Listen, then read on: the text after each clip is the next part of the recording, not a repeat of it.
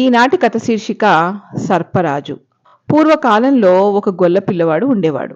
వాడు పొద్దుటల్లా పశువులను మేపి మధ్యాహ్నం పూట విశ్రాంతి కోసం వాటిని ఒక రావి చెట్టు నీడకు తోలుకుపోయేవాడు. ఇలా కొంతకాలం జరిగాక ఒక చిత్రం జరిగింది. ఒకనాడు వాడు రావి చెట్టు కింద కూర్చుని సేద తీర్చుకుంటూ ఉండగా, అబ్బాయి, నా మొదట్లో నువ్వు రోజు పాలు పోసావంటే నీకు గొప్ప మేలు జరుగుతుంది అని రావి చెట్టు చెప్పినట్లు వినబడింది. నాటి నుంచి వాడు తన మందలో పశువుల పాలు పితికి రావి చెట్టు మొదట్లో పోస్తూ ఉండేవాడు.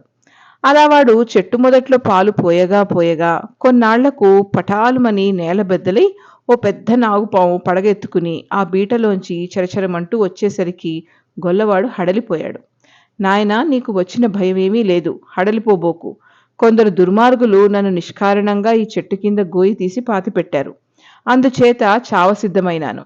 ఇంతలో నీ ధర్మమా అని